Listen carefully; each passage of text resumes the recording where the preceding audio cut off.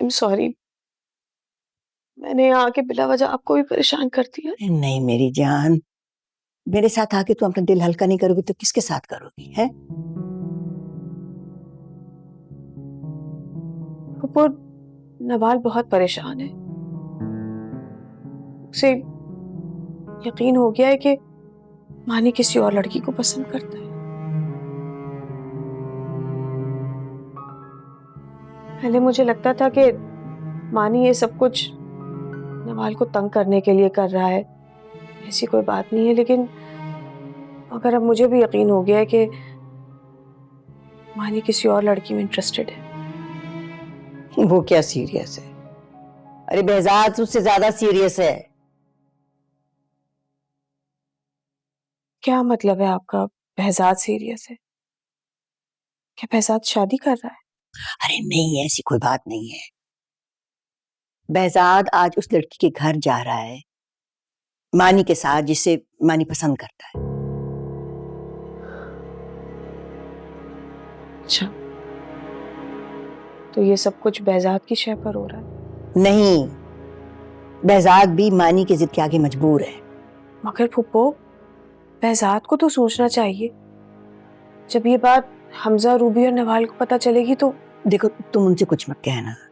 जब बेहजाद वहां से हो आएगा ना तो मैं खुद उन्हें जाके बता दूंगी। प्लीज।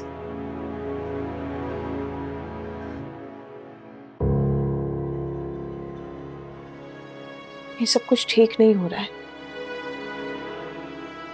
तारीख अपने आप को एक बार फिर दोहरा रही है। मैं क्या करूं? मैंने बहुत कोशिश की है, लेकिन मैं मानी की जिद के आगे हार गई हूं जैसे।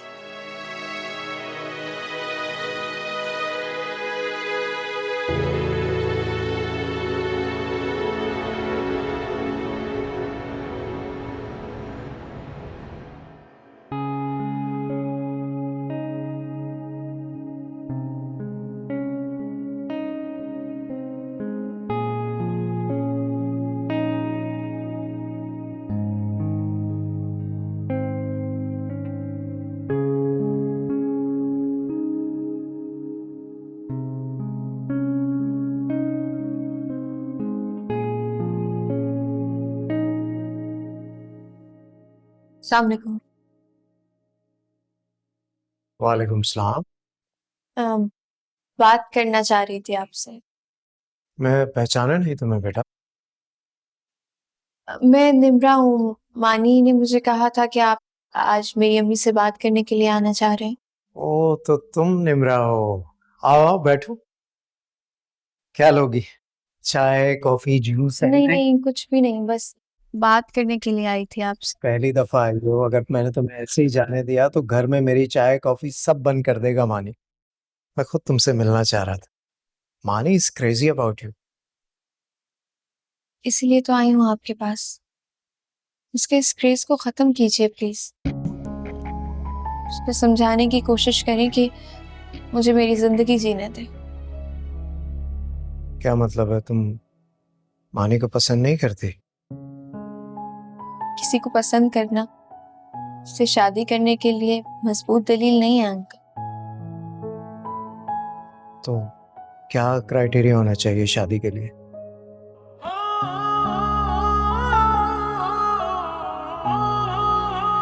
मैं अपनी फैमिली के अगेंस्ट नहीं जा सकती अंकल। तो तुम्हारी फैमिली से मिलकर बात कर सकते हैं, समझा सकते हैं उन्हें। अगर आपने समझाया भी उन्हें, मैं फिर भी अपनी राय नहीं बदलूंगी। जहां तुम्हारा निकाह हो रहा है तुम्हें उस पर कोई एतराज नहीं है? मानी तो कह रहा था कि ये निकाह जबरदस्ती हो रहा है। गलत कह रहा है वो। मेरी रजामंदी शामिल है उसमें। बस मैं आपसे इतनी रिक्वेस्ट करने आई थी कि आप मानी को समझाएं कि वो कोई भी स्टेप ना ले और मेरी फैमिली और मेरे लिए कोई प्रॉब्लम क्रिएट ना करे।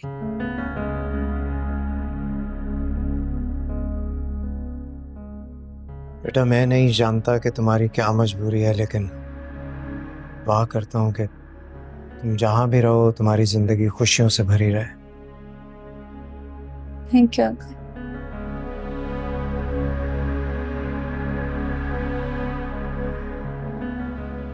होप आप मानी को समझा देंगे।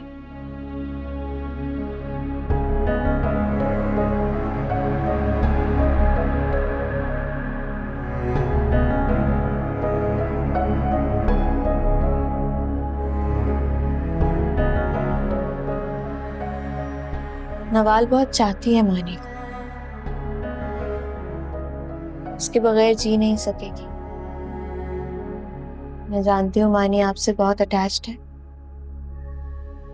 आप अगर समझाएंगे उसे तो मुझे लगता है वो नवाल के लिए इनकार नहीं करेगा।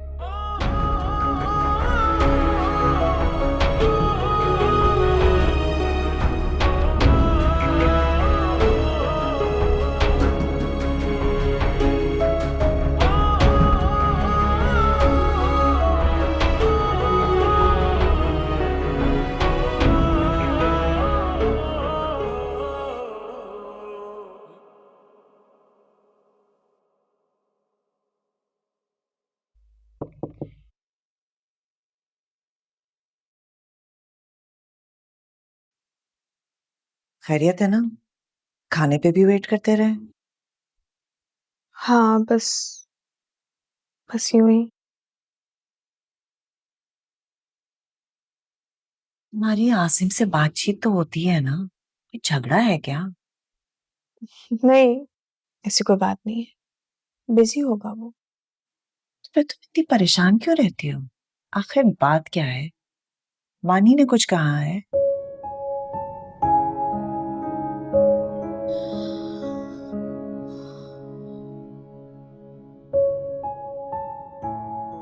बस वही गिले शिकवे शिकायतें।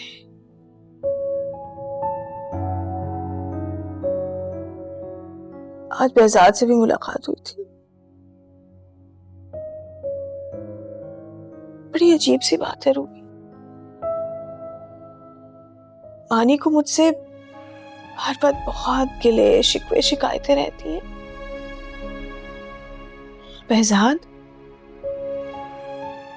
बेहजाद को मुझसे एक भी शिकवा नहीं है। तुम चाहती हो वो तुमसे शिकवा करे?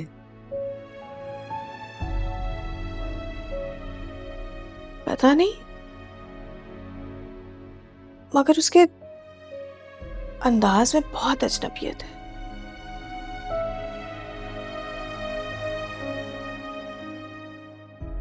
तलाक के बाद तो अजनबियत ही बचती है दानिया। हम तो तुमसे इस मौजू पे बात नहीं करते कि तुम्हें बुरा लगेगा, लेकिन यकीन जानो, बेहजाद के तन्हा रह जाने का दुख और दूसरा तुम्हारी उसकी जिंदगी से जाने का दुख, आखिर गुजर ही गई दोनों की। अभी गुजरी नहीं है रूबी, अभी तो जिंदगी गुजारनी है। क्या मतलब?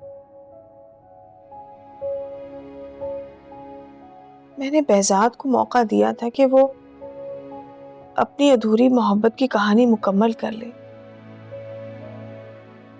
अगर वो अब भी तन्हा है, इसमें यकीनन खुदा की कोई मसलहत होगी। तन्हा रहने में कैसी मसलियत? पता नहीं, ये तो खुदा ही जाने।